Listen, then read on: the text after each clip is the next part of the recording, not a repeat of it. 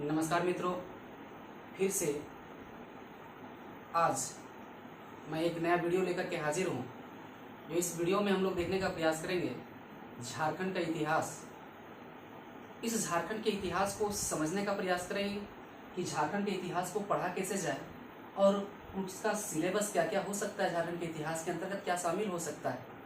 तो झारखंड इतिहास एक ऐसा विषय भी रहा है, मानव और विद्यार्थियों के बीच में हमेशा एक उतना इंटरेस्टेड सब्जेक्ट नहीं रहा है। झारखंड इतिहास बड़ा ही बोरिंग सब्जेक्ट भी मानते हैं इस पोर्शंस को। इस झारखंड इतिहास को यकीन मानिए आज हम आप लोगों के बीच, आप लोगों के लिए, आप लोगों में एक नई इंटरेस्ट पैदा कर देंगे। और यहीं से आज हम शुरुआत करते हैं झारखंड का इतिहास। झारखंड का इतिहास, ठीक है। झारखंड के इतिहास की तैयारी कैसे करें और उस तैयारी के दौरान इतिहास से संबंधित किन किन टॉपिकों को विशेष महत्व दिया जाए, आज उन विषयों पर हम विशेष चर्चा करेंगे। लेकिन सबसे पहले इतिहास को समझते हैं थोड़ा, क्योंकि भारत के इतिहास से कोरिलेट करने पर ही हम बेहतर समझ पाएंगे झारखंड के इतिहास को। इसलिए भारतीय इतिहास से कनेक्ट करके थोड़ा हम चलने का प्रयास करेंगे। पहले हम छोटी छोटी परिभाषा जो है उससे जानने का प्रयास करेंगे। इतिहास जो होता है सामान्यतः इति जोड़ हास से मिलकर बनता है। इतिहास अर्थात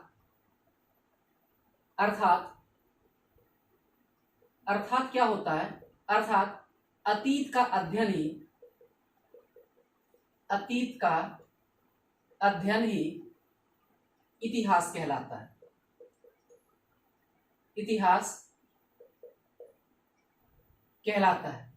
थोड़ी बहुत हम यहाँ चर्चा कर रहे हैं एक बेसिक कॉन्सेप्ट के लिए, ताकि एक अवधारणा बन सके इतिहास को लेकर के, झारखंड के इतिहास को लेकर के।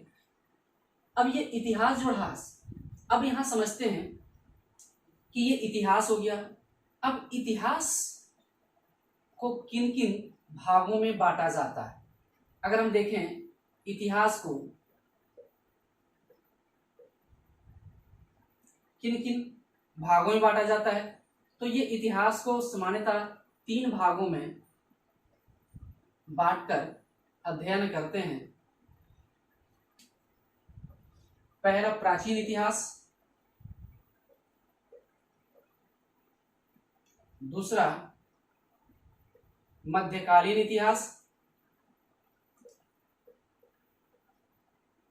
और तीसरा आधुनिक इतिहास।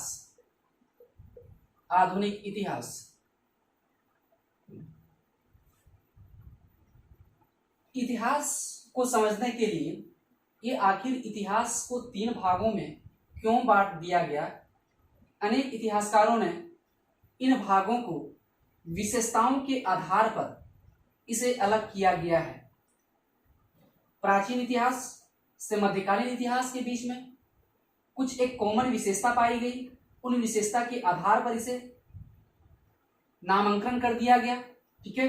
तो प्राचीन इतिहास का अगर देखा जाए कि कब से प्राचीन इतिहास का हम लोग मानते हैं, तो अगर देखा जाए तो हम इस बात को कह सकते हैं प्रारंभ से 750 ईस्वी तक हमारा जो होगा प्राचीन इतिहास के रूप में पढ़ा जाएगा। और इसका मध्यकालीन इतिहास का देखा जाए तो 750 ईस्वी से 1760 ईस्वी तक ये मध्यकालीन इतिहास के रूप में हम लोग पढ़ेंगे। और आधुनिक इतिहास को अगर हम देखें तो 1760 ईस्वी से लेकर के 1947 ईस्वी तक की चीजों को हम कवर करने का प्रयास करेंगे। यह जो कवर करने का प्रयास करेंगे वो झारखंड के संदर्भ में होगा। अब यहां जो देखा जाए प्राचीन इतिहास, क्या वास्तव में यहां समझने की बात करें कि प्राचीन इतिहास, मध्यकालीन इतिहास और आधुनिक इतिहास, इसी दोनों फेज के बीच में क्या तुरंत 750 से 750 ईस्वी 707 ईस्वी तक ये प्रारंभ हो जाता है मध्यकालीन? 750 ईस्वी से पुनः प्रारंभ हो जाता है? नहीं, क्योंकि प्राचीन इतिहास और मध्यकालीन इतिहास के बीच में एक संक्रमण काल का दौर होता है। उस संक्रमण काल का दौर को हम लोग कह देते हैं पूर्व मध्यकाल। क्या कहते हैं? ये जो संक्रमण होता है इसी को हम लोग बोलते हैं पूर्व मध्यकालीन इतिहास। पूर्व मध्यकालीन इतिहास। तो ये जो प्राचीन इतिहास, मध्यकालीन इतिहास, आधुनिक इतिहास, इन तीनों को चर्चा करेंगे विशेष रूप से। एक इतिहासकार हुए, विद्वान हुए जेम्स मिल साहब ने। जेम्स मिल साहब ने उन्होंने इन इतिहासों को नामांकन किए, भाग बांटे हैं। वह धार्मिक आधार पर बांटे हैं। वह धार्मिक आधार क्या है? प्राचीन इतिहास को ये जेम्स मिल साहब, जेम्स मिल प्राचीन इतिहास को कह देते हैं, प्राचीन इतिहास को यह बोलते हैं कि यह हिंदू इतिहास है, हिंदू का इतिहास, हिंदूकालीन इतिहास, हिंदूकालीन इतिहास। मध्यकाल को कह देते हैं मुस्लिम कालीन इतिहास, मुस्लिम कालीन इतिहास। और ये कहते हैं अंग्रेज का इतिहास। ये जो बंटवारा करते हैं जेम्स मिल साहब करते हैं, हिंदू कालीन इतिहास, मुस्लिम कालीन इतिहास और अंग्रेज कालीन इतिहास या अंग्रेज का इतिहास। ये इतिहास को बांटने का प्रयास किए थे जेम्स मिल साहब ने। लेकिन सामान्यतः जो हम लोग देखते हैं, इतिहास को पढ़ते हैं, वह हम लोग इन चीजों को पढ़ने के दृष्टिकोण से इसे 3 भागों में बांट दिया गया है, जो सामान्यतः सारे इतिहासकार सहमत हैं। प्राचीन इतिहास, मध्यकालीन इतिहास, आधुनिक इतिहास। इसी चीज को हम लोग सारे इतिहासकार सहमत हैं।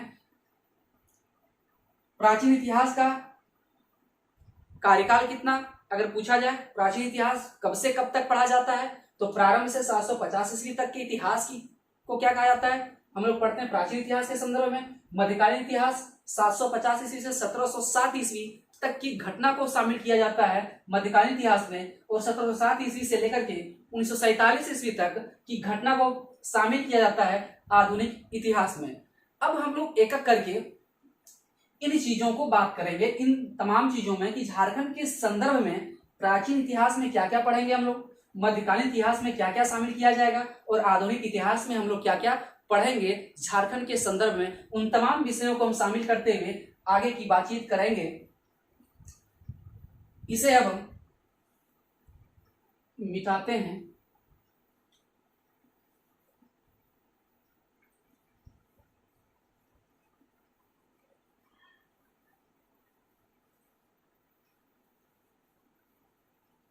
यहां हम लोग देख लीजिए, जेम्स मिल साहब ने धार्मिक के आधार पर 3 बातें कही। एक तो हिंदू काल बता दिए, एक मुस्लिम काल बता दिए, और एक अंग्रेजों का काल बता दिए। क्या ये बात वास्तव में सही है? तो इतिहासकार लोग इस बात से सहमत नहीं है, लेकिन विशेषकर जो सामान्यता देखा जाता है वह प्राचीन भारत, मध्यकालीन भारत और आधुनिक भारत से सारे इतिहासकार लगभग सहमत हैं। अगर ये देखा जाए प्राचीन भारत, हम एक एक करके उन विषयों को थोड़ा सा, इन इतिहास को पढ़ने के लिए, इन इतिहास को जानने के लिए इतिहासकार किन किन विषयों पर चर्चा करते हैं, या कैसे पता चलता है कि इस काल का यह वस्तु मिली, तो ये कैसी जानकारी प्राप्त होती है इतिहासकारों को? तो इतिहासकार सोर्सेस पर निर्भर रहते हैं। इतिहासकार जो होते हैं वह स्रोतों पर निर्भर करते हैं, और उन्हीं स्रोतों के साक्ष्यों के आधार पर एक इतिहास को एक माला के रूप में क्या कर सकते हैं, उसको एक क्रमबद्ध तरीके से सजाने का प्रयास करते हैं। उसी रूप में हम लोग समझने का प्रयास करते हैं कि इतिहास को अगर देखा जाए, स्रोत अगर देखते हैं, इस इतिहास को जानने के लिए हमारे पास क्या क्या स्रोत उपलब्ध है, तो स्रोत हम लोग देखते हैं। एक होता है साहित्यिक स्रोत, एक होता है साहित्यिक स्रोत, दूसरा होता है पुरातात्विक स्रोत। ये साहित्यिक स्रोत क्या होता है, पुरातात्विक स्रोत क्या होता है? साहित्यिक स्रोत साहित्य पर डिपेंड होता है, जो चीजें लिखी गई हो, साहित्य में लिखी गई हो, उन बातों से पता चल पाता है कि वैदिक काल में क्या क्या घटना हुई, मौर्य काल के समय में उस टाइम पीरियड में क्या क्या घटना हुई। पुरातात्विक स्रोत के अंतर्गत अगर देखा जाए तो यहां हम लोग देखते हैं, इसके अंतर्गत शामिल करते हैं अभिलेख, खुदाई जिसको बोलते हैं, खुदाई करके अभिलेख, भवन, स्मारक,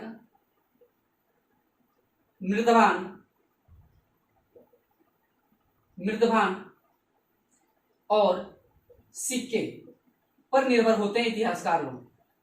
ये झारखंड में हम लोग पता चलेगा कि इंडो सिथियन के सिक्के कहां से प्राप्त हुए, तो ये सारा चीज मृदभान से पता चलता है, अभिलेख से भी, अशोक के 13वें शिलालेख से क्या पता चलता है झारखंड में, उन तमाम। इसका मतलब है कि झारखंड का जो इतिहास भी निर्भर करता है वह कहीं ना कहीं पुरातात्विक स्रोत पर अर्थात खुदाई पर भी निर्भर करता है। इसीलिए पुरातात्विक स्रोत के अंतर्गत इतिहासकारों का मानना है कि यह अभिलेख पर निर्भर रहते हैं, भवन से पता चलता है, मृदभान से और सिक्के से।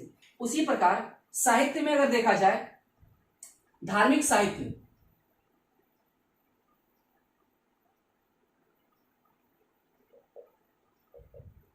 धार्मिक साहित्य की बात किया जाए,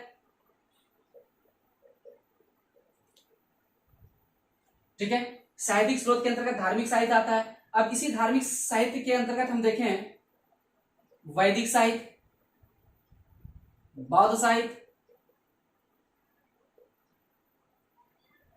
जैन साहित्य, ये साहित्यिक स्रोत, धार्मिक साहित्य, और एक होता है आपका गैर धार्मिक साहित्य। गैर धार्मिक साहित्य, अब ये जो गैर धार्मिक मतलब धर्म से ऊपर उठ करके है, उसको हम लोग बोलते हैं गैर धार्मिक, ठीक है। अब यहाँ जो वैदिक है, अब वैदिक साहित्य में आप पढ़ेंगे क्या क्या, जैसे ऋग्वेद, उत्तर वेदी काल में कौन कौन सा साहित्य रचा गया, ब्राह्मण आप देखेंगे, ऋग्वेद उत्तर वेदी काल में, आयुर्वेद, सामवेद, अथर्ववेद, उससे निकलता है वेद से ब्राह्मण, ब्राह्मण, अरण्यक, उपनिषद, पुराण, महाकाव्य, ये सारा चीज वैदिक। बौद्ध साहित्य में हम लोग पढ़ेंगे बौद्ध साहित्य से संबंधित जो विषय लिखे गए, जो पुस्तक लिखे गए हैं, त्रिपिटक जो हम लोग देखते हैं बौद्ध साहित्य। जैन साहित्य में भी हम लोग देखेंगे। ये हम लोग धार्मिक साहित्य के अंतर्गत देखते हैं कि किन किन साहित्य से झारखंड के बारे में पता चलता है, या किन लोगों ने किस विषय में झारखंड को किस नाम से पुकारा है, वह हम लोग धार्मिक साहित्य के रूप में भी हम लोग देखेंगे। और एक आपका होता है विदेशी साहित्य। विदेशी साहित्य या विदेशी साहित्य अगर कह दें तो कोई बात नहीं। विदेशी साहित्य का मतलब, विदेशी साहित्य का मतलब जो विदेशी लोग हमारे यहाँ भारत में आए, हमारे यहाँ जो झारखंड में आए, वह कहलाए विदेशी साहित्य। ये जो विदेशी साहित्य है, उसी विदेशी साहित्य में हम लोग देख रहे थे। अब इसी विदेशी साहित्य में हम लोग देखेंगे कौन कौन विदेशी विवरण हम लोग कहते हैं। साहित्य से बेहतर है कि आप विवरण बोले, विदेशी विवरण तो बेहतर होगा। इसमें हम लोग देखेंगे फाहियान, एक विदेशी यात्री थे फाहियान साहब, ये मतलब चीनी से संबंधित है। फाहियान, वेनसांग, इत्संग, ये सारा जो थे ये कहीं ना कहीं चीनी से संबंधित है, ये चीनी यात्री थे। ये तीनों जो थे वो चीनी यात्री थे, चीन से आए थे भारत, और भारत में ही हमारा जुड़ा हुआ है झारखंड। तो कहीं ना कहीं फाहियान, वेनसांग, इत्सिंग झारखंड से हम लोग देखेंगे संबंधित रखते हैं या नहीं रखते हैं, ठीक है। उसके बाद हम लोग यूनानी के रूप में देखेंगे। तो ये जो यूनानी है, ये जो यूनानी हम लोग देखेंगे मेगास्थनीज, कौन सा, मेगास्थनीज। एक आपका देखेंगे मेगास्थनीज, भी विदेशी लोग हैं, ठीक है। तो इस प्रकार से हम लोग देख रहे हैं कि विदेशी लोग भी शामिल हैं। तो इन लोग अपना अपना पुस्तक लिखे होंगे, तो विदेशी विवरण से पता चलेगा, धार्मिक साहित्य के अंतर्गत वैदिक साहित्य, धार्मिक साहित्य, जैन साहित्य। तो यहाँ हम लोग इस बात को समझेंगे। बाकी बात हम लोग जो विशेष रूप में जो डीपली जाकर के इंडियन हिस्ट्री में पढ़ेंगे कि गैर धार्मिक साहित्य के अंदर क्या क्या शामिल होता है। खैर अभी यहाँ उतना इंपॉर्टेंस नहीं है, इसलिए हम इसे छोड़ रहे हैं धार्मिक साहित्य के रूप में। अभी हम बात करेंगे वैदिक साहित्य, बौद्ध साहित्य, जैन साहित्य, फाहियान, वैनसांग, इत्सिंग और मेगास्थनीज के बारे में हम लोग देखने का प्रयास करेंगे। तो ये हमारा कुछ स्रोत है जो झारखंड के संदर्भ में कुछ जानकारियां उपलब्ध कराती है इन सोर्सेज से। अब आगे की बातचीत करते हैं हम लोग सोर्सेज के बारे में। ये हम लोग देख लिए। अब हम लोग देखते हैं आज का जो क्लास है पूर्णतः झारखंड इतिहास को कैसे पढ़ा जाए, उन क्या क्या हमारे झारखंड इतिहास में शामिल किया गया है, उन विषयों को विशेष रूप से आज हम लोग समझेंगे और विश्लेषण करने का प्रयास करेंगे। तो आज मेरा मेन मुद्दा है कि इतिहास विषय के संदर्भ में आपको पूरा पन्ना खोल देना और आप समझ पाए कि इस झारखंड के इतिहास में क्या क्या पढ़ा जाए। अब हम लोग याद कीजिएगा, प्राचीन भारत हम लोग देखे अभी क्लास में, फिर मध्यकालीन भारत देखे, फिर एक हम लोग क्या देख रहे थे, आधुनिक काल, आधुनिक काल का भारत हम लोग देख रहे थे। अब यहां जो सबसे बड़ी बात है कि इसी इतिहास को एक थोड़ा सा एक हम डायग्राम बता रहे हैं। इतिहास को 3 भागों में बांट करके पढ़ते हैं, बांट करके हम लोग पढ़ते हैं, 3 भागों में बांट करके पढ़ते हैं। कौन कौन सा? प्राग ऐतिहासिक, प्राग ऐतिहासिक काल, प्राग ऐतिहासिक काल,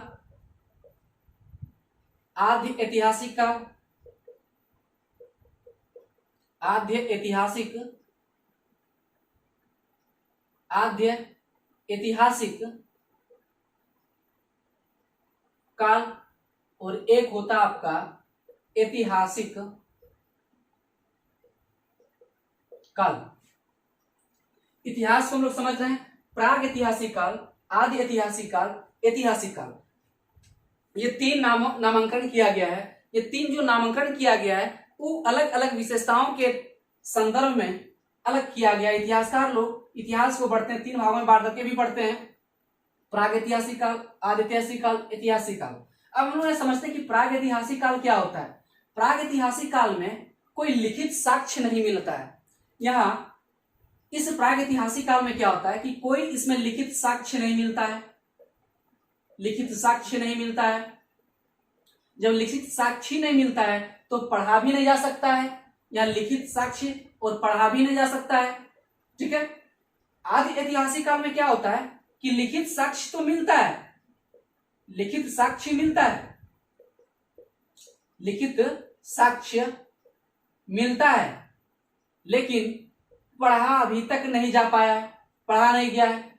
जबकि ऐतिहासिक काल में क्या होता है कि ऐतिहासिक काल में लिखित साक्ष्य मिलता है, लिखित साक्ष्य भी मिलता है और पढ़ा भी जाने लगा है, पढ़ा भी जाने लगा है। मतलब इतिहासकार लोग ऐसे काल जिसमें कोई लिखित साक्ष्य इतिहासकार को प्राप्त ना हो, पूर्णतः उस काल में पुरातात्विक पर निर्भर हो, अर्थात इस कालखंड में पाषाण पर निर्भर थे। मानव जो थे पूर्णतः पाषाण पत्थर का औजार बनाते थे, आदिमानव का जीवन व्यतीत करते थे, घुमंटू भोटिया का काम करते थे। मतलब एक जगह से दूसरे जगह घूम करके अपना जीवन व्यतीत करते थे। खुले आसमान के नीचे अपना क्या करते थे, गुफाओं में, कंदराओं में ये क्या करते थे, अपना निवास करते थे। लेकिन जैसे जैसे समय बीतता गया वैसे वैसे मानव मस्तिष्क भी बढ़ता चला गया, मानव मस्तिष्क का विकास भी होता चला गया, और फाइनली धीरे धीरे क्या होता है कि आज ऐतिहासिक काल में आते आते लिखित साक्ष्य प्राप्त होते हैं। लिखने की कला सीख चुके थे, लेकिन वह लिखते किस लिपि में थे, अपनी उसकी एक लिपि थी, लेकिन फिर भी लिखा तो जरूर दिया, लेकिन आज तक इतिहासकार उसे पढ़ नहीं पाया। इसीलिए इतिहासकार पढ़ने के दृष्टिकोण से उन्होंने अपने आप को, इस इतिहास को 3 भागों में बांट दिया। ऐतिहासिक काल में हो गया लिखित साक्ष्य यहां से मिलना प्रारंभ हो जाता है और वह पढ़ा भी नहीं जाता, इसलिए यहां भी क्या होता है, ये दोनों काम होता है। लिखित साक्ष्य मिलने लगता है और इतिहासकार पढ़ने भी लग जाते हैं तो ये ऐतिहासिक कालखंड में उसे शामिल कर दिया जाता है। अब हम लोग यहाँ देखते हैं, एक बहुत ही बेहतरीन कॉन्सेप्ट की बात करते हैं। उम्मीद करते हैं कि यहां तक आप समझ पा रहे होंगे।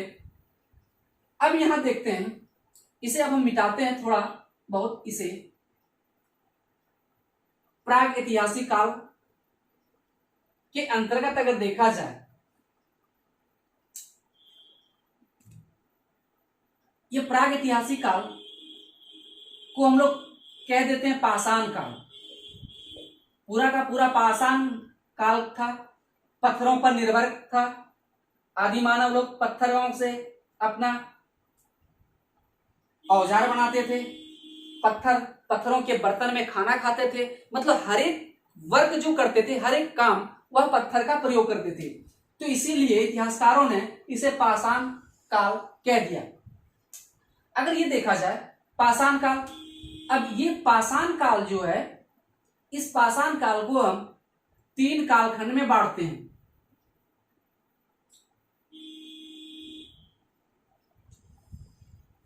पूरा पाषाण काल, मध्य पाषाण काल,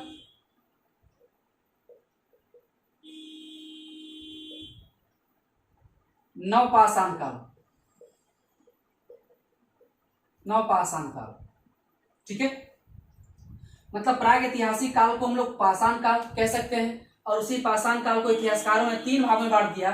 इसको केवल आप नाम से परिचित रहेंगे तो मुझे आगे बताने में सुविधा होगी। पूरा पाषाण काल, मध्य पाषाण काल, नवपाषाण काल, ठीक है। अब यहाँ एक बात है, अब यहाँ पूरा पाषाण काल को अगर हम देखें टाइम पीरियड, तो इसे मान लेते हैं हम 2 लाख बीसी से 10,000 बीसी और 10,000 9,000 बीसी से 5,000 बीसी और यहां 5,000 बीसी से 3500 बीसी, ठीक है।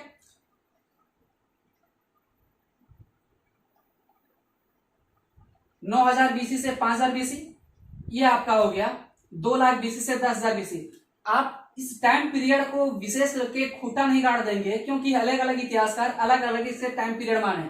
कोई 15 लाख माने, कोई 5 लाख माने, कोई 25 लाख माने, तो उसको हम लोग देखेंगे नहीं। केवल एक कॉमन माइंड में, मस्तिष्क में बैठ जाना चाहिए कि इस टाइम पीरियड में पूरा पाषाण काल का जो भी काम हुआ इसी काल के दौरान हुआ था। इसी जो भी घटना घटी है, जो भी टाइम पीरियड के दौरान एक घटना घटी है, वो पूरा पाषाण काल होगा।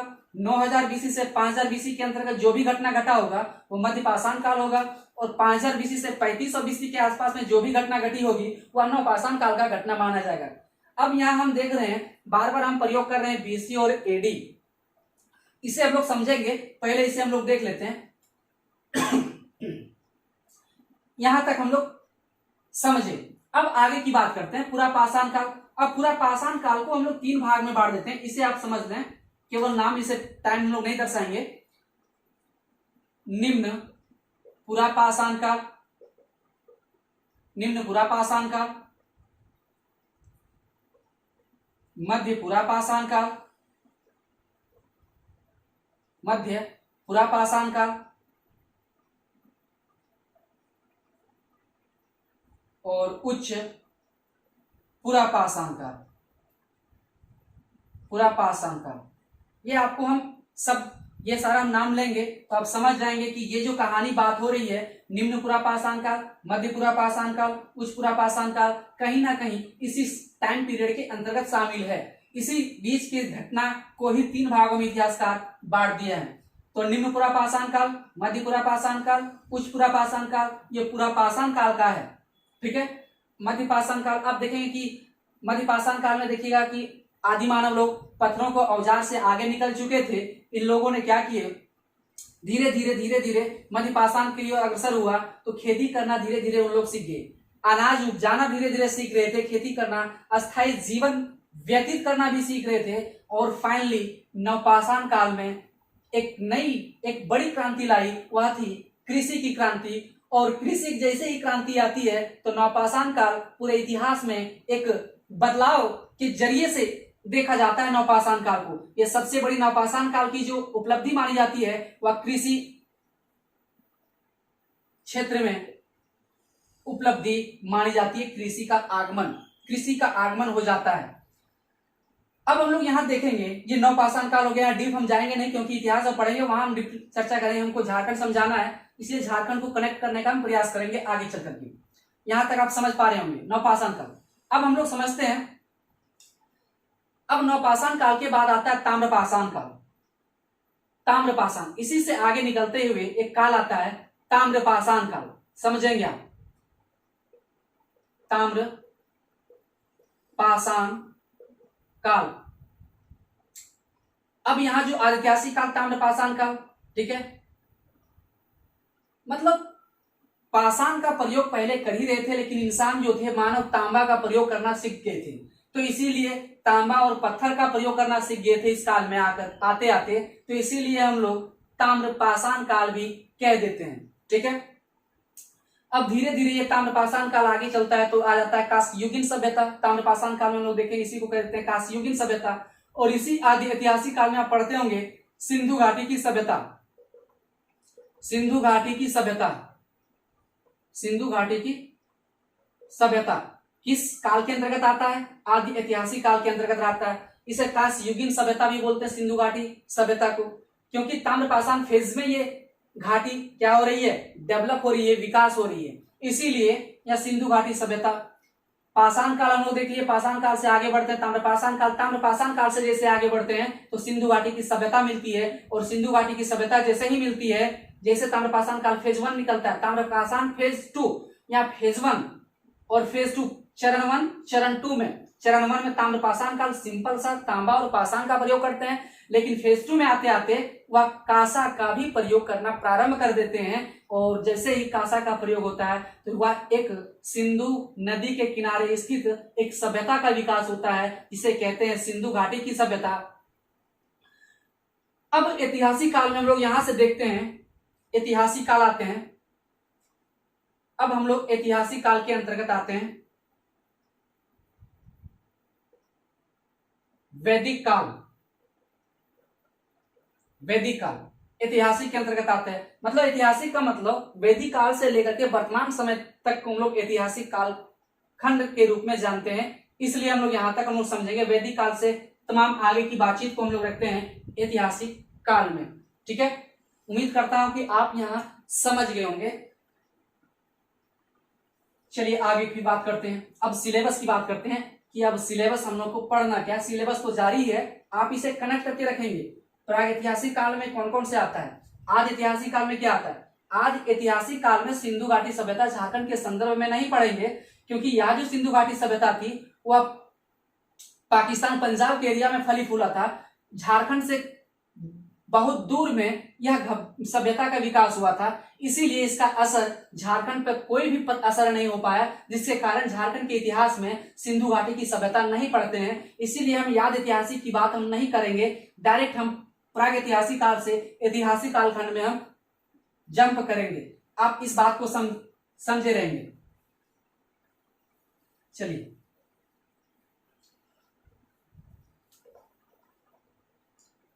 वैदिक काल से लेकर के हम यहां लिख देते हैं, वैदिक काल से लेकर के वर्तमान आज तक।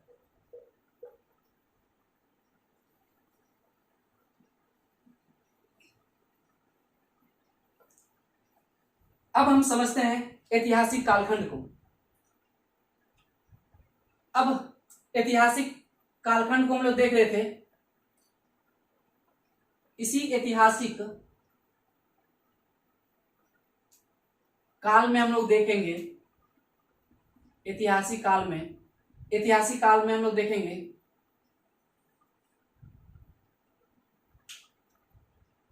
वैदिक काल। वैदिक काल मतलब वैदिक काल में झारखंड को देखने का प्रयास करेंगे। वैदिक काल में झारखंड को देखने का प्रयास करेंगे कि वैदिक काल यहां देखेंगे, इसका जो टाइम पीरियड होता है वह 1500 बीसी से 600 बीसी होता है। ठीक है, 1500 बीसी से 600 बीसी होता है, ये टाइम पीरियड होता है इसका वैदिक काल का। और इसी वैदिक काल को हम लोग दो भागों में बांट देते हैं। एक आपका ऋग्वैदिक काल, एक आपका उत्तर वैदिक काल। इसका मतलब है आप ऋग्वैदिक काल में झारखंड को देखेंगे कि ऋग्वैदिक काल से किसी ना किसी साहित्य के रूप में हमें पता भी चलता है कि ऐत्रेय ब्राह्मण में झारखंड को क्या कहा गया है, उत्तर वैदिक काल में क्या कहा गया है। तो इसका जो टाइम पीरियड हम लोग देखेंगे 1500 बीसी से 1000 बीसी, जबकि उत्तर वैदिक काल का जो टाइम पीरियड है 1000 बीसी से 600 बीसी। ठीक है, वैदिक काल को हम लोग समझने का प्रयास करते हैं। मतलब वैदिक काल में झारखंड, ये भारत का तो सिलेबस है, ये भारतीय इतिहास का, लेकिन ये सिलेबस हम बताए ना, हड़प्पा सभ्यता का हम विशेष चर्चा झारखंड के इतिहास में नहीं करेंगे, क्योंकि उसका इतिहास अलग है भारतीय इतिहास के संदर्भ में। हम बात कर रहे हैं भारतीय इतिहास को कोरिलेट कर रहे हैं झारखंड से, ये झारखंड का इतिहास कोरिलेट कर रहे हैं भारतीय इतिहास से। तो ये ऋग्वैदिक काल, उत्तर वैदिक काल। वैदिक काल के बाद जो आता है वैदिक काल के बाद वैदिकोत्तर काल आता है।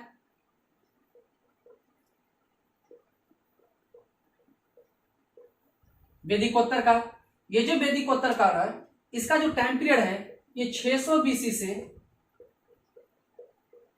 300 बीसी तक। मतलब वैदिकोत्तर काल यहां देखिएगा कि महाजनपद का काल होता है। इसी समय में बौद्ध धर्म का उदय होता है, इसी समय में जैन धर्म का आगाज होता है, इसी समय में आप देखेंगे कि वैदिकोत्तर काल में ही 16 महाजनपदों का आगमन होता है। इसी 16 महाजनपद में हम देखेंगे मगध वाला जो हिस्सा है वहां भी हम लोग बात करेंगे। वैदिकोत्तर काल का क्या समय हो गया 600 बीसी और 300 बीसी। इसी में हम लोग क्या पढ़ेंगे, वैदिकोत्तर काल में हम लोग क्या क्या पढ़ेंगे, जैन धर्म से संबंधित बात करेंगे, बौद्ध धर्म से संबंधित बात करेंगे।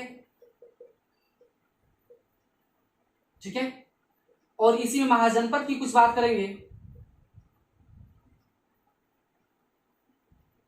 इसी महाजनपद में हम लोग बात करेंगे हर्यक वंश की भी बात करेंगे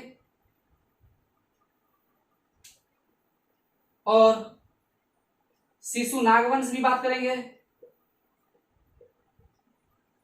शिशु नागवंश के बारे में भी हम लोग चर्चा करेंगे। मगध साम्राज्य में हर्यक वंश, शिशु नागवंश और एक हम लोग देखेंगे नंद वंश के बारे में भी जिक्र करने का प्रयास करेंगे।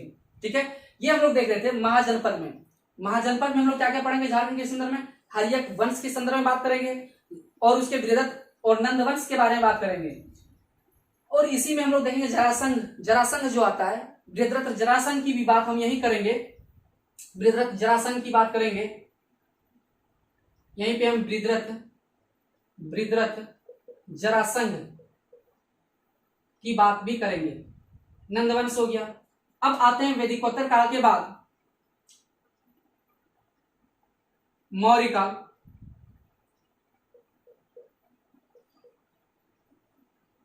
मौर्य काल एक तरह से यह प्राचीन इतिहास का ही सिलेबस है।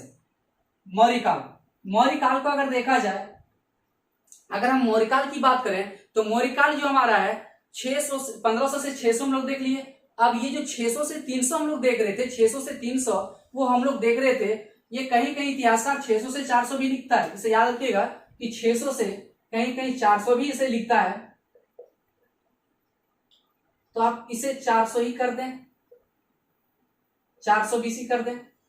अब मौर्य काल यहां देखेंगे 400 बीसी से 183 बीसी, 400 बीसी से 183 बीसी जो हमारा है 183 या 150, इसे 85, सॉरी 83 नहीं 85, 400 बीसी से 185 बीसी जो होगा वो मौर्य काल का टाइम पीरियड होगा।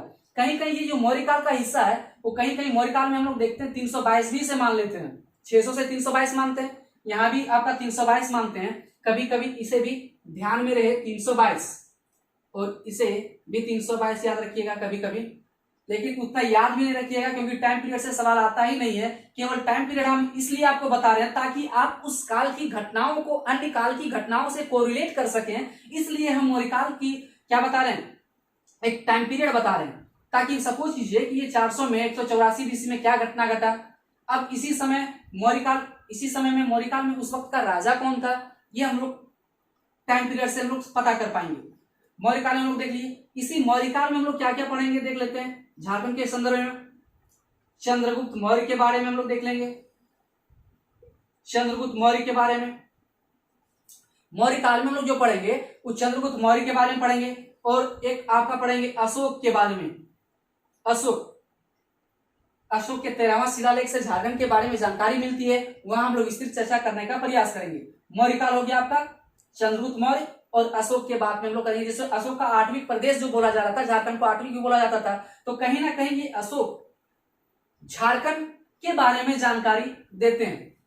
उसके बाद मौर्य काल में हम लोग देखेंगे यही 2 शासक के बारे में अध्ययन करेंगे झारखंड के संदर्भ में। मौर्य काल के बाद हम लोग देखते हैं मौर्योत्तर काल।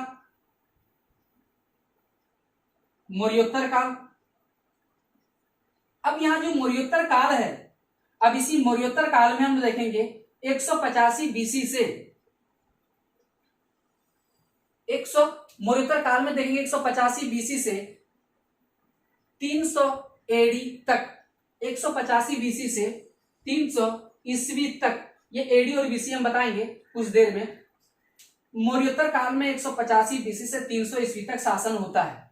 अब इसी कालखंड में क्या होता है, इसी कालखंड में मौर्योत्तर काल में हमें क्या क्या पढ़ेंगे, झारखंड के विशेष संदर्भ में इसे हम फोकस करेंगे।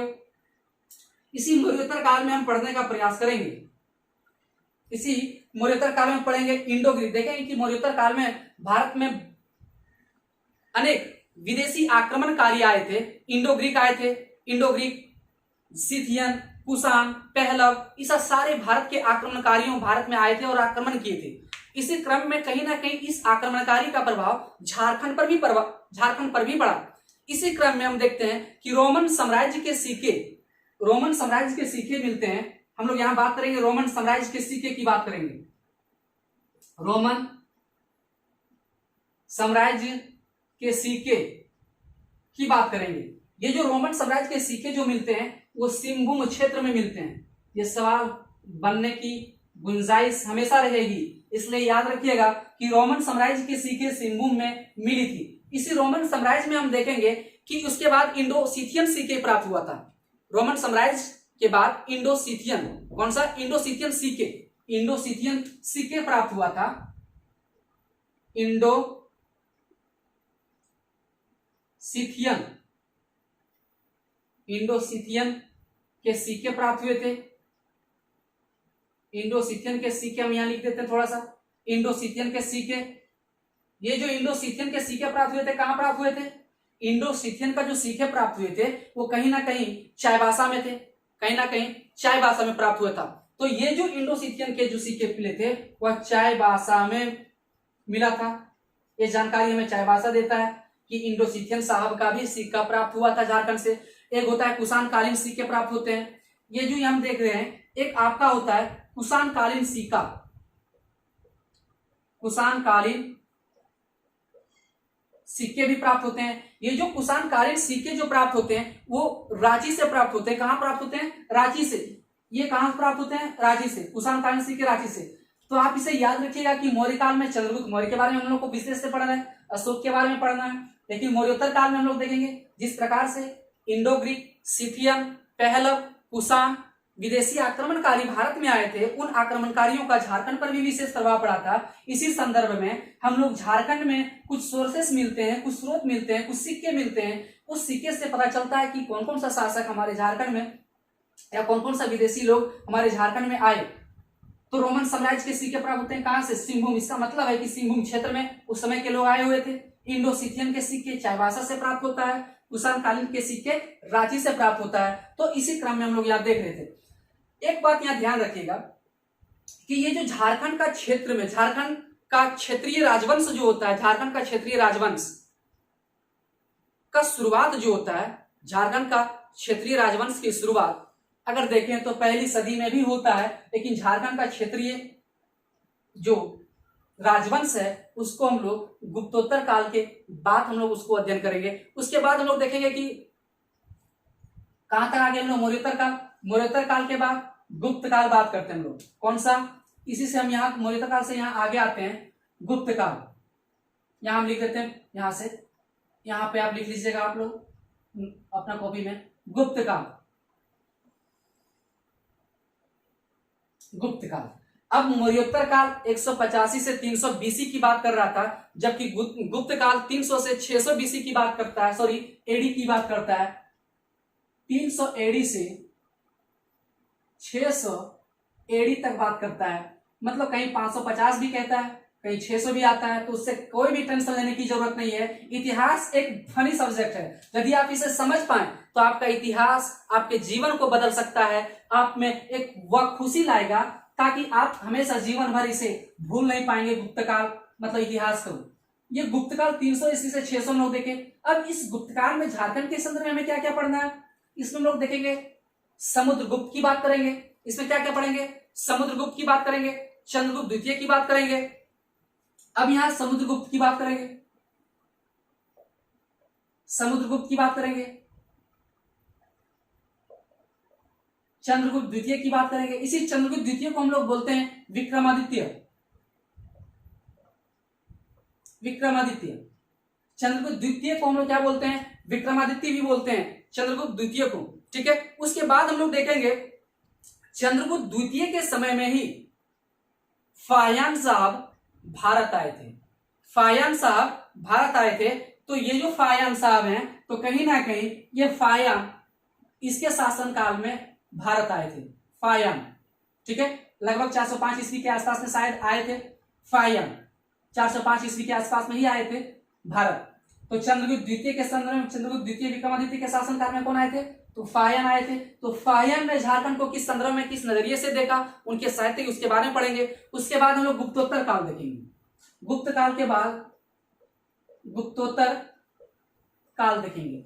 गुप्तोत्तर काल जो होता है 600 ईस्वी से 750 ईस्वी तक, 600 ईस्वी से 750 ईस्वी तक यह गुप्तोत्तर काल है। अब इस गुप्तोत्तर काल में लोग क्या पढ़ेंगे, शशांक के बारे में। शशांक जो बंगाल का शासक भी रहे, शशांक बहुत ही फेमस शासक भी रहा है, इसे हम लोग भूल भी नहीं सकते हैं भारतीय इतिहास के संदर्भ में और झारखंड के संदर्भ में भी सॉरी शशांक हो गया। उसके बाद हम लोग इसी समय का हर्षवर्धन के समय को पढ़ेंगे। हर्षवर्धन, गुप्तोत्तर काल, शशांक और हर्षवर्धन। यहाँ शशांक पढ़ेंगे, हर्षवर्धन को पढ़ेंगे। किस काल में, गुप्तोत्तर काल में। कब से कब तक, 600 से 750 ईस्वी तक। तो ये जो हमारा प्राचीन भारत का सिलेबस था, इस झारखंड के संदर्भ में क्या क्या पढ़ना है, इसी अवधारणा के साथ हम चाह रहे हैं कि आपकी समझ एक बेहतर हो झारखंड इतिहास के संदर्भ में। इसीलिए अवधारणाओं के साथ हम धीरे धीरे आगे की ओर ले जाने का प्रयास कर रहे हैं, ताकि झारखंड के इतिहास के प्रति आपको एक लगाव पैदा हो। और यही एक लगाव जो होगा, आप में एक रुझान, आप में जिज्ञासा उत्पत्ति करने का काम करेंगे और आपका एक जबरदस्त किसी भी वैकेंसी में स्कोर करने के लिए मददगार साबित होगा। इसलिए ये हम लोग देख लिए प्राचीन भारत का सिलेबस को। गुप्तोत्तर काल में लोग देख लिए कि झारखंड के संदर्भ में क्या क्या पढ़ना है। उम्मीद करते हैं कि यहां तक आप ठीक होंगे, यहां तक आप समझ पाए होंगे। आप इसे स्क्रीनशॉट भी ले सकते हैं।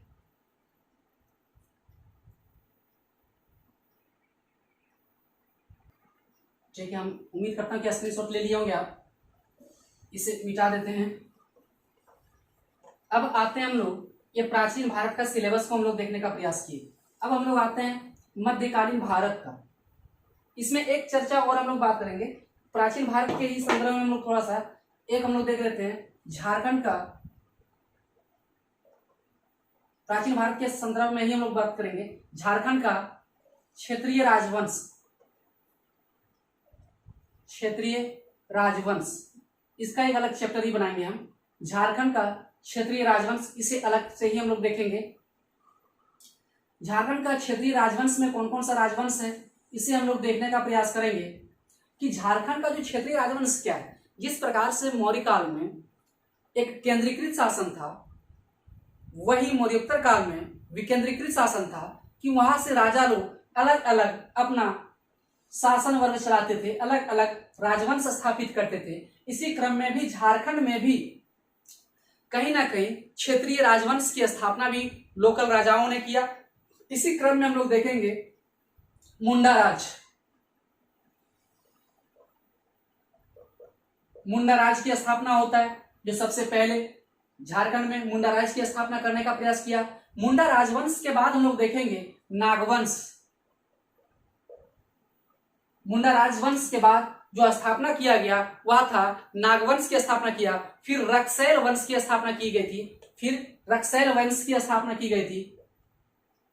पलामू का रक्सैल वंश ये था, पलामू में शासन कर रही थी। रक्सैल वंश जो शासन कर रही थी वो पलामू में शासन कर रही थी। अब चेरो खरवार वंश था। चेरो खरवार वंश इसके बाद शामिल होता है। चेरो खरवार वंश क्रमबद्ध है। चेरो खरवार वंश इसके बाद आता है। चेरो खरवार वंश के बाद आप देखेंगे कि रामगढ़ राज्य की स्थापना होती है। कौन सी? रामगढ़। इससे पहले, रामगढ़ राज्य से पहले एक मानभूम का मानवंश की स्थापना होती है। मानवंश। और मानवंश के बाद ही स्थापना होती है रामगढ़ राज्य की। रामगढ़ राज्य की स्थापना होती है।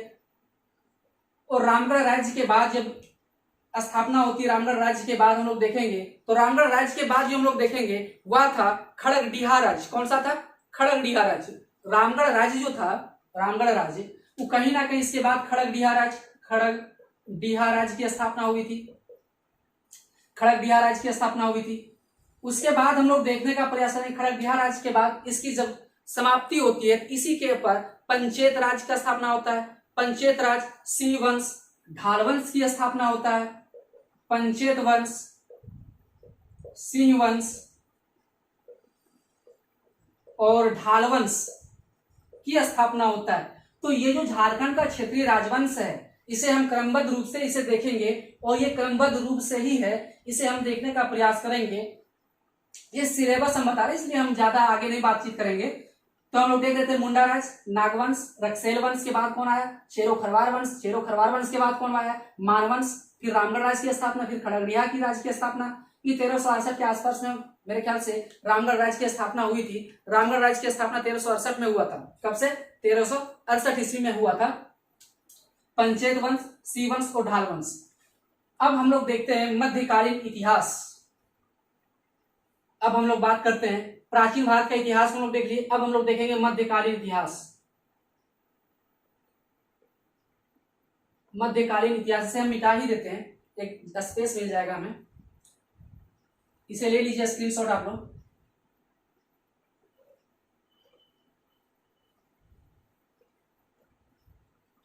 अब आइए, एंशिएंट हिस्ट्री को हम लोग देख लिया। अब समझते हैं मध्यकालीन इतिहास को। मध्यकालीन इतिहास को 750 में प्राचीन भारत को एंड किए।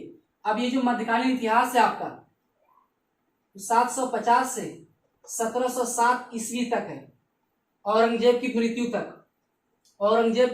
मृत्यु तक। इस मध्यकाल में हम लोग 3 पोर्शन में से बांट करके देख सकते हैं। एक तो आपका हम लोग पढ़ेंगे दिल्ली सल्तनत के रूप में, दिल्ली सल्तनत। उसके बाद देखेंगे हम लोग मध्यकालीन, हम लोग देखेंगे क्या? दिल्ली सल्तनत के रूप में देखेंगे। एक देखेंगे हम लोग मुगल कालीन। कौन देखेंगे? मुगल काल के रूप में देखेंगे। मुगलों का काल हम लोग देखेंगे, मुगल काल। और दिल्ली सल्तनत, मुगल काल, और एक हम लोग देखेंगे उत्तर मुगल काल। उत्तर मुगल काल, उत्तर मुगल काल, उत्तर मुगल काल के बारे में हम लोग बात करेंगे। अब हम लोग को देखना है कि झारखंड के संदर्भ में इस दिल्ली सल्तनत में किन किन शासकों को देखना है। झारखंड के संदर्भ में कि झारखंड के संदर्भ में मुगल काल के दौरान कौन कौन सा शासक झारखंड पर राज करते थे या झारखंड से संबंधित रखते थे, कौन कौन सा शासक, इसके बारे में जानकारी प्राप्त करेंगे। उत्तर मुगल काल में झारखंड के संदर्भ में हम बातचीत करेंगे। ठीक है, ये भारत के इतिहास के संदर्भ में तो है ही, लेकिन किन किन शासकों को पढ़ना है हमें, उसे हम भी देख लेते हैं। ये दिल्ली सल्तनत में लोग देखते हैं। दिल्ली सल्तनत में आप देखते हैं गुलाम वंश वगैरह हम लोग बात करते हैं, गुलाम वंश, खिलजी वंश, तुगलक वंश, सैयद वंश, लोधी वंश, ये जो आपका आप देख रहे होंगे दिल्ली सल्तनत का वंश है। इसी क्रम में आप खिलजी वंश का एक शासक हम लोग देखते हैं, वहां पे एक आता है बख्तियार खिलजी, बख्तियार खिलजी। तो यहां हम लोग बात करेंगे बख्तियार खिलजी साहब का, बख्तियार खिलजी का बात करेंगे। उसके बाद अलाउद्दीन खिलजी का बात करेंगे, अलाउद्दीन खिलजी की बात करेंगे। उसके बाद अलाउद्दीन खिलजी के बाद आता है, खिलजी वंश के बाद तुगलक वंश आता है। तो एमबीटी आता है, मोहम्मद बिन तुगलक, फिरोज शाह तुगलक, एफएसटी जिसको बोलते हैं। तो यहां हम लोग देखेंगे एमबीटी, मोहम्मद बिन तुगलक, मोहम्मद बिन तुगलक। उसके बाद हम लोग देखेंगे फिरोज शाह तुगलक, एफएसटी, फिरोज शाह तुगलक, आप लोग लिख लीजिएगा फुल, फिरोज शाह तुगलक, एमबीटी का मतलब मोहम्मद बिन तुगलक। इसके शासनकाल में झारखंड को हम लोग पढ़ने का प्रयास करेंगे। अब इसी क्रम में क्या था कि लोधी वंश, इस कल में लोधी वंश से मुक्त था झारखंड। इसी क्रम में क्या था, लोधी वंश से मुक्त था झारखंड, लोधी वंश से हमारे साथ क्या था, मुक्त था। तो यहां लोधी वंश हम नहीं समझते, लेकिन उसी टाइम पीरियड में उड़ीसा का एक शासक हुआ करता था, गजपति वंश के शासक थे कपिलेंद्र गजपति। उड़ीसा के गजपति वंश के शासक, उड़ीसा के गजपति वंश के शासक कपिलेंद्र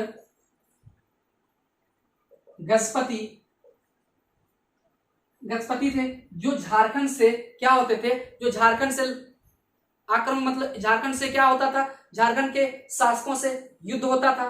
तो यहाँ हम लोग इसके बारे में गजपति, उड़ीसा के गजपति वंश के शासक कपिलेंद्र गजपति के बारे में ही चर्चा करेंगे।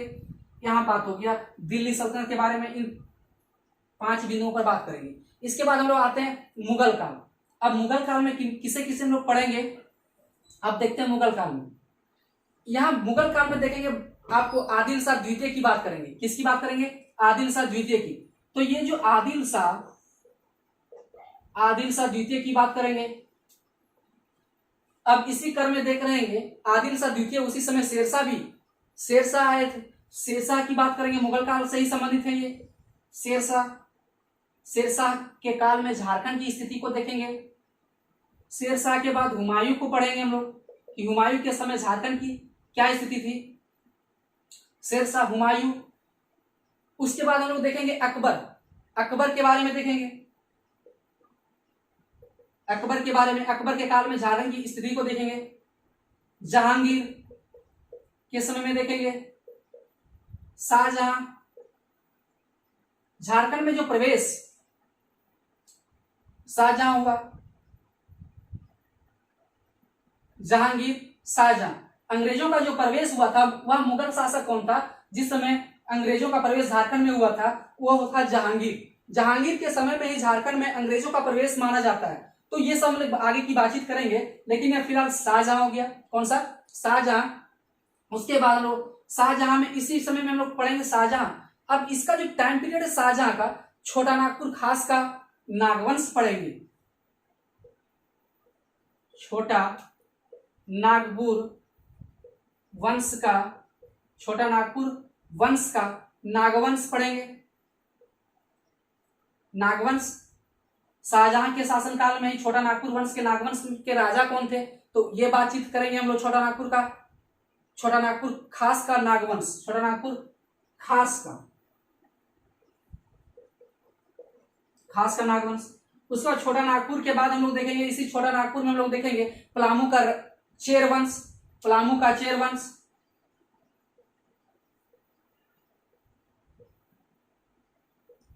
उसके बाद इसी शाहजहां के शासनकाल में ही देखेंगे पलामू के चेर वंश के बाद सिंहभूम का सी वंश की बात करेंगे।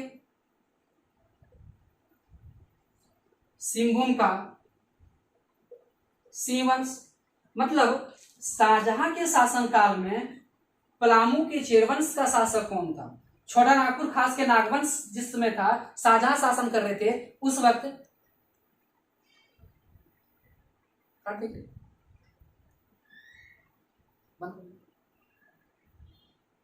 सिंहभूम का सी वंश। एक आता है शाहशुजा। शाहशुजा शाहजहां का ही पुत्र होता है। तो ये शाहशुजा साहब जो थे उड़ीसा के गवर्नर थे इस समय। ये आप देखेंगे उड़ीसा के गवर्नर थे। इसके बारे में कुछ जानकारी हम लोग देखेंगे, जानकारी प्राप्त करेंगे। उड़ीसा के गवर्नर के रूप में इसे प्राप्त करेंगे, ठीक है, उड़ीसा जानने का प्रयास करेंगे। उसके बाद हम लोग देखेंगे शाहजहां के बाद हम लोग देखेंगे, इसे हम यहां लिख देते हैं औरंगजेब।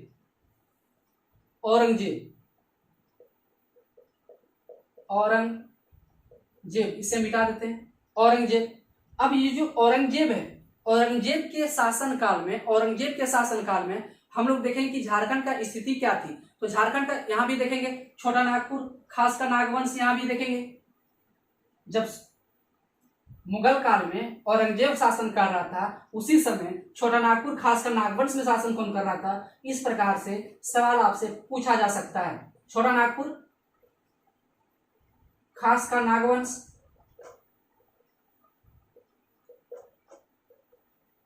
पलामू का चेर वंश, यहां भी हम लोग देखेंगे पलामू का चेर वंश।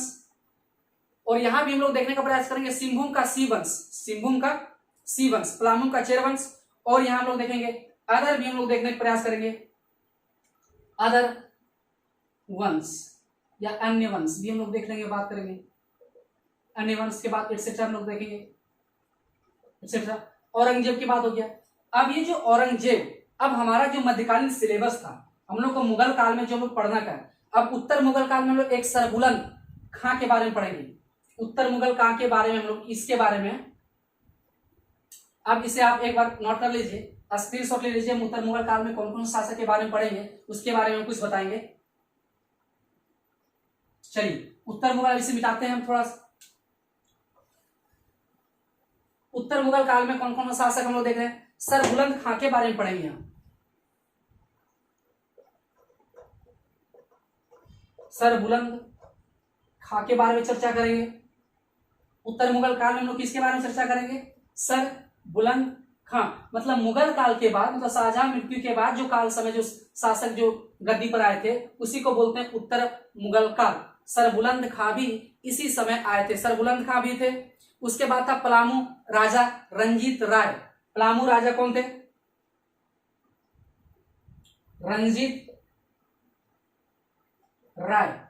ये कौन थे, पलामू के राजा थे, पलामू राजा थे। रंजीत राय पलामू के राजा थे उस वक्त। तो रंजीत राय के बारे में, रंजीत राय के संदर्भ में बात करेंगे। और बिहार का सूबेदार रह चुके थे फकरुद्दौला,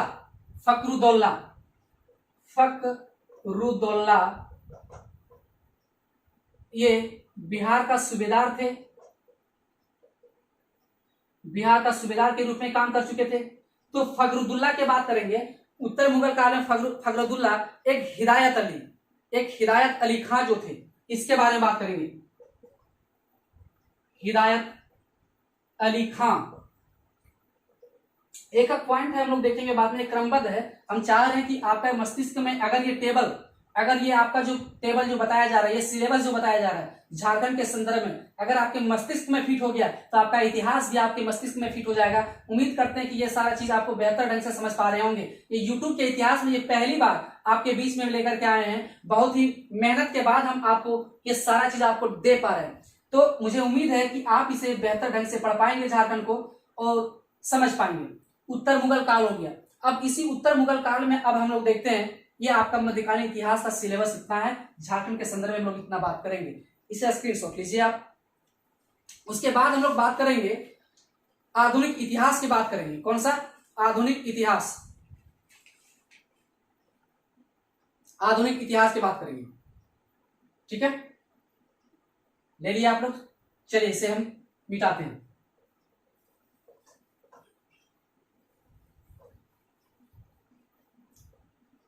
अब यहां जो है एंशियंट का सिलेबस देखे, मध्यकालीन का सिलेबस देखे, और अब हम लोग देखने जा रहे हैं आधुनिक इतिहास का सिलेबस। आधुनिक इतिहास, मॉडर्न हिस्ट्री ऑफ झारखंड, आधुनिक इतिहास। ठीक है, आधुनिक इतिहास हम लोग मतलब झारखंड के संदर्भ में आधुनिक झारखंड का इतिहास भी पढ़ सकते हैं। अब यहाँ आधुनिक इतिहास का जो हम लोग देख रहे थे 1707 औरंगजेब की मृत्यु के बाद से लेकर के 1947 ईस्वी तक 1947 ईस्वी तक आधुनिक इतिहास के रूप में हम लोग समझेंगे। आधुनिक इतिहास, ईस्वी का मतलब एडी आफ्टर डेमोना, ठीक है, इसको हम लोग देखेंगे। 1707 ईस्वी हो गया 1947 ईस्वी तक। वैसे तो 1962 तक हम लोग इतिहास, आधुनिक इतिहास को लेते हैं, आफ्टर स्वतंत्रता प्राप्ति के बाद की बात करते हैं, लेकिन अभी हम लोग यहाँ फिलहाल बात करेंगे आधुनिक इतिहास के रूप में। अब इसे आधुनिक इतिहास में क्या क्या सिलेबस होगा, इसे हम लोग देखने का प्रयास करते हैं कि आधुनिक इतिहास में हम लोग क्या क्या पढ़ना पड़ेगा। तो आधुनिक इतिहास में हम लोग देखेंगे सबसे पहले अंग्रेजों का आगमन। सबसे पहले अंग्रेज झारखंड में सिंहभूम क्षेत्र में आते हैं। अंग्रेज जो 1667 ईस्वी में अंग्रेज सिंहभूम क्षेत्र में आते हैं, तो सबसे पहला जो बिंदु हम लोग बात करेंगे मॉडर्न हिस्ट्री में, वह रहेगा अंग्रेजों का आगमन। अंग्रेजों का आगमन, ठीक है।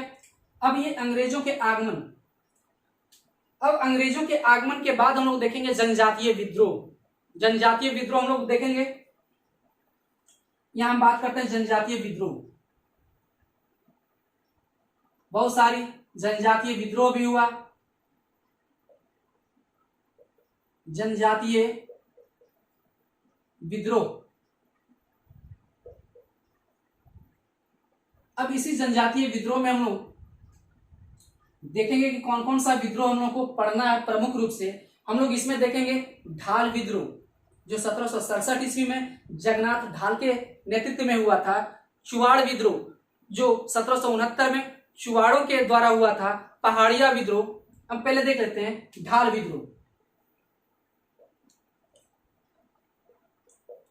ढाल विद्रोह 1767 ईस्वी में ये जो हुआ था जगन्नाथ ढाल के नेतृत्व में हुआ था। जगन्नाथ ढाल के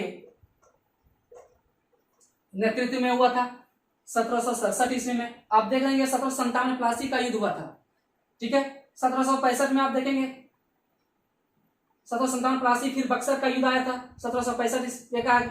उसी समय ढाल विद्रोह इधर देख रहे हैं जगन्नाथ ढाल के नेतृत्व में झारखंड में हो रहा है। ये क्षेत्रीय राजवंश जो हमारा देख रहे हैं, क्षेत्रीय विद्रोह हो रहा है, जनजातीय विद्रोह हो रहा है। अब ये इसी समय चुवाड़ विद्रोह, चुवाड़ विद्रोह होता है। चुवाड़ विद्रोह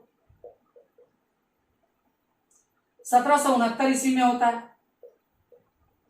चुवाड़ विद्रोह मतलब ये 1769 में जो चुवाड़ों द्वारा किया जाता है, इनके द्वारा, चुवाड़ों के द्वारा। ये कारण क्या था, उन कारणों को हम लोग विशेष रूप से देखेंगे जब हम लोग टॉपिक पढ़ेंगे। चुवाड़ों के द्वारा इसे नेतृत्व किया गया। ढाल विद्रोह देखे, चुवाड़ विद्रोह देखे। 1769 में है चुवाड़ विद्रोह, फिर पहाड़िया विद्रोह 1772 ईस्वी से लेकर के 82 ईस्वी तक पहाड़िया विद्रोह चला। पहाड़िया विद्रोह 1772 से लेकर के 82 तक, 72 ईस्वी से लेकर के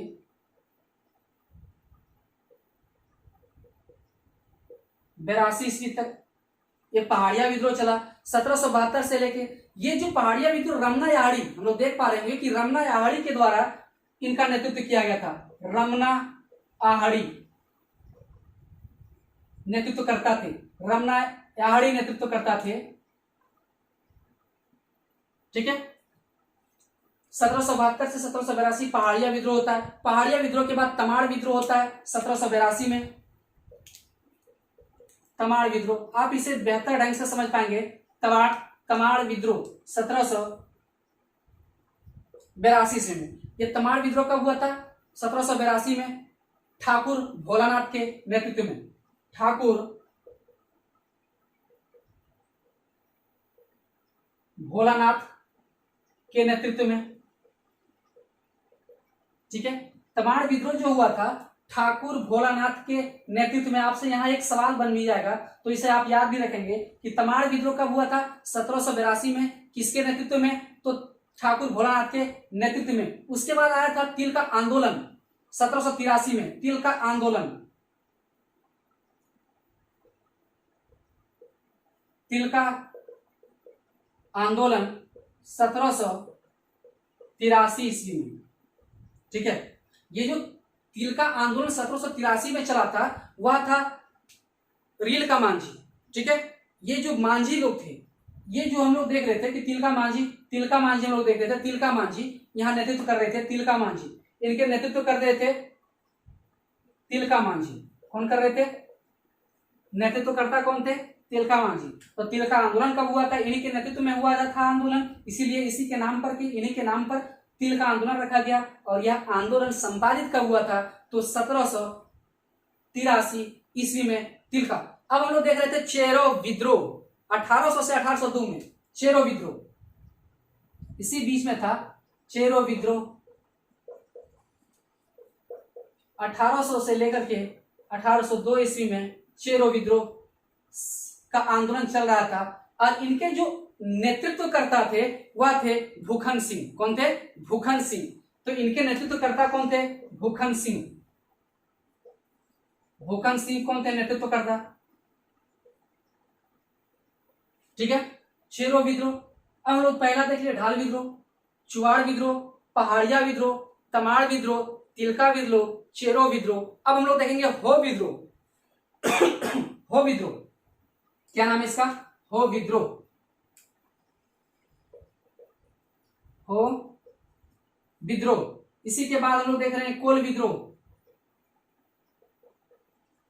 ठीक है, हम लोग देख रहे थे हो विद्रोह जो 1820 से 1821 चला था। ये 1820 से 21 ईस्वी तक चला था, 1821 ईस्वी तक चला था। ये जो हो विद्रोह जो था, हो विद्रोह आप देख पा रहे होंगे कि छोटा नागपुर के हो लोग इसका नेतृत्व कर रहे थे।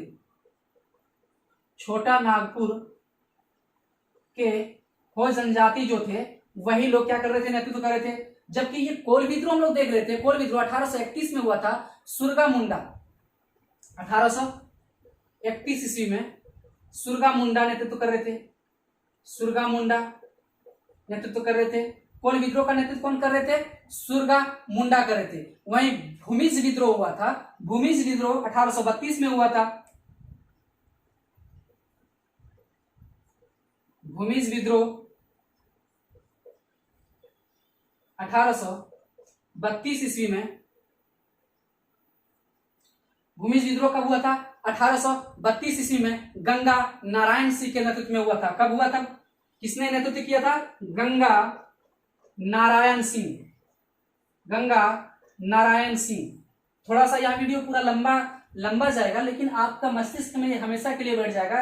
यदि आप मन से इस वीडियो को देखेंगे तो मुझे लगता है कि झारखंड का इतिहास आपके दिलों मस्तिष्क में बैठ जाएगा।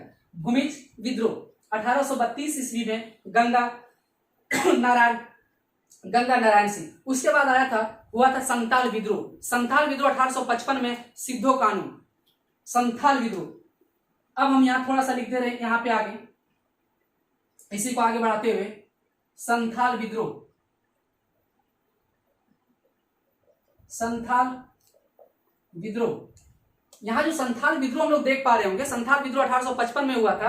किसके नेतृत्व में हुआ था? 1855 में सिद्धो कान्हू के नेतृत्व में।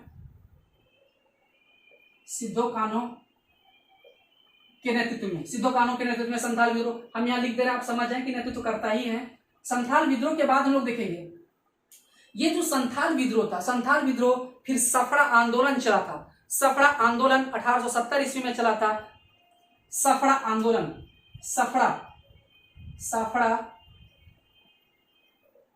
आंदोलन, सफड़ा आंदोलन चला था। कब चला था सफड़ा आंदोलन? तो 1870 ईस्वी में लाल बाबा। 1870 ईस्वी में कब चला था? 1870 ईस्वी में।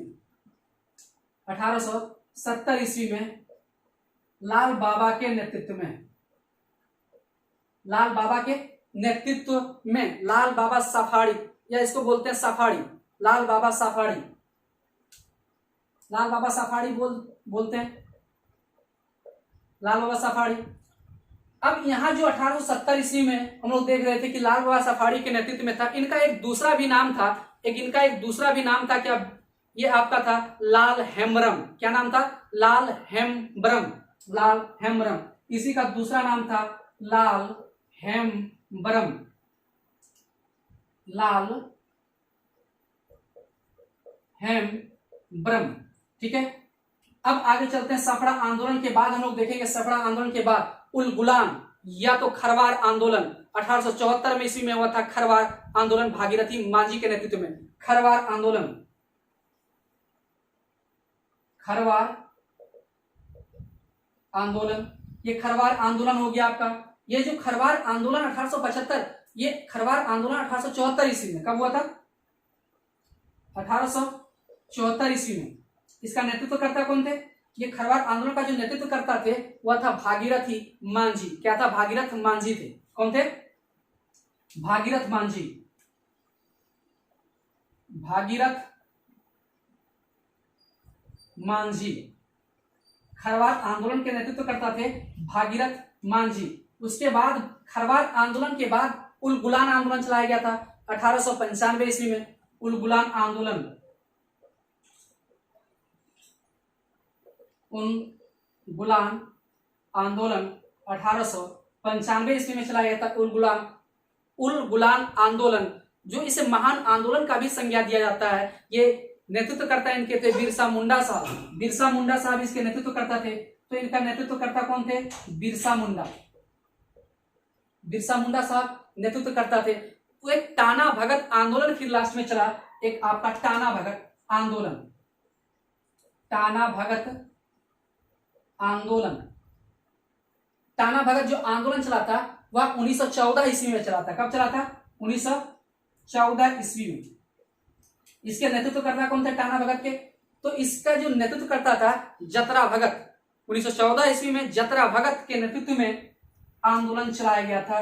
जतरा भगत, जतरा भगत के नेतृत्व में आंदोलन चलाया गया था। टाना भगत आंदोलन जो देख रहे थे 1914 ईस्वी में जतरा भगत हुआ। ये इस तरह से आपका एक आप थोड़ा सा स्क्रीनशॉट ले लीजिए। इसके बाद आगे बढ़ाते हैं। फिर इसका सिलेबस आधुनिक भारत का, ये तो अभी तक पहला, हम यहाँ नंबर भी लिख देते हैं, पहला पॉइंट था ये। दूसरा बिंदु में हम लोग इतना जनजातीय विद्रोह की बात कर रहे थे। इसे हम अब स्क्रीनशॉट ले लीजिए आप लोग।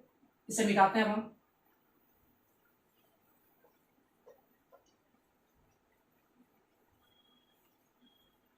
अब हम लोग देख रहे हैं राष्ट्रीय आंदोलन झारखंड के संदर्भ में। तीसरा जो हम वहां दूसरा पॉइंट था, अब यहाँ जो तीसरा पॉइंट था, तीसरा पॉइंट होगा आपका राष्ट्रीय आंदोलन। राष्ट्रीय आंदोलन झारखंड के संदर्भ में बात करेंगे। राष्ट्रीय आंदोलन, इसी राष्ट्रीय आंदोलन में हम लोग देखेंगे 1857 की क्रांति की बात करेंगे। 1857 की झारखंड, 1857 की क्रांति या 1857 का आंदोलन जो हुआ था, 1857 की आंदोलन, एक आंदोलन, इसी संदर्भ में बात करेंगे हम लोग। क्रांतिकारी आंदोलन की बात करेंगे। क्रांतिकारी आंदोलन हुआ था, इसी संदर्भ में बात करेंगे। गांधी युग, गांधी युग मतलब गांधी युग, गांधी युग, गांधी जी पहली बार झारखंड,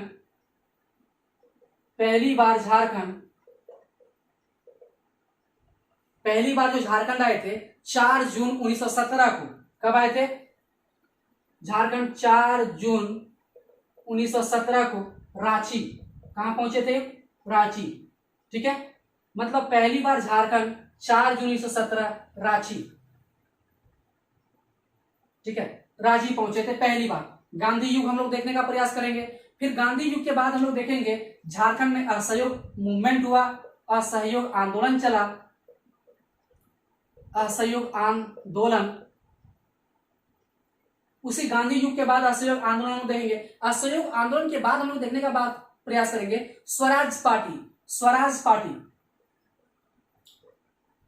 स्वराज पार्टी को हम लोग देखने का प्रयास करेंगे झारखंड के संदर्भ में। दूसरी बार गांधी का झारखंड, दूसरी बार झारखंड में गांधी का आगमन कब हुआ था? दूसरी बार झारखंड में गांधी का जो आक्रमण हुआ था, आगमन जो हुआ था वह 1925 में। कब हुआ था? 25 में कहाँ आए थे? हजारीबाग। हजारीबाग आए थे गांधी जी। ठीक है, ये दूसरी बार जो झारखंड में गांधी का आगमन या हजारीबाग, हम यहाँ आपको यहाँ नीचे लिख देते हैं, हजारीबाग। हजारीबाग दूसरी बार झारखंड में गांधी जी का जो आगमन हुआ था वह आपका हजारीबाग में आगमन हुआ था। उसके बाद हम लोग ये जो हम लोग देखेंगे, गांधी जी के बाद हम लोग देख लिए थे, दूसरी बार हम लोग देखे साइमन कमीशन देखेंगे। साइमन कमीशन,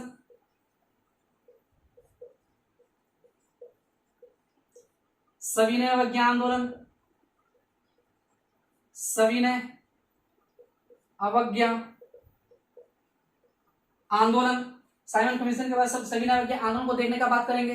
रामगढ़ अधिवेशन 1940 में हुआ था, उसकी बात करेंगे। रामगढ़ अधिवेशन की बात करेंगे। फिर रामगढ़ अधिवेशन की बात के बाद, रामगढ़ अधिवेशन के बाद हम लोग देखेंगे ईसाइयों का प्रवेश झारखंड में, ईसाइयों का आगमन।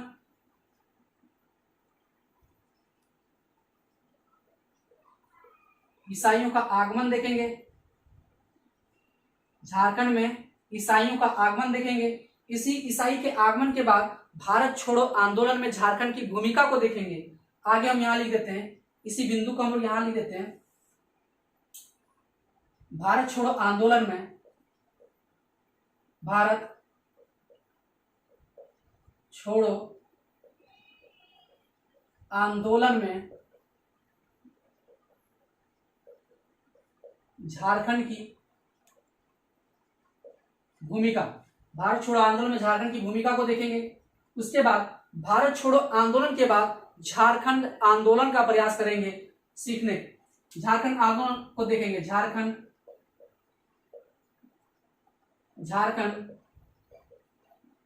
आंदोलन को देखेंगे।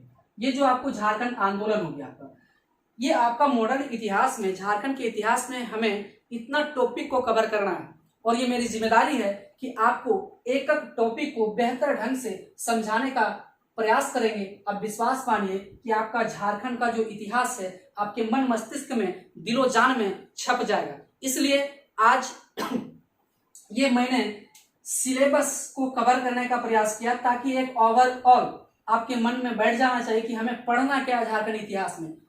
कई विद्यार्थियों के मन में यह सवाल होता है कि झारखंड बहुत ही बोरिंग सब्जेक्ट होता है, लेकिन ऐसा इसलिए उन्हें लगता है क्योंकि झारखंड के इतिहास को उनका मस्तिष्क में सिलेबस को नहीं पता कि झारखंड के इतिहास में पढ़ना क्या है, उन्हें यह मालूम ही नहीं होता है, जिससे कारण उन्हें बोरिंग फील होता है। इसलिए हम इस बोरिंग को दूर करने का प्रयास कर रहे हैं। यह आपका आधुनिक इतिहास के संदर्भ में हम लोग इतनी बातचीत करेंगे झारखंड इतिहास के संदर्भ में।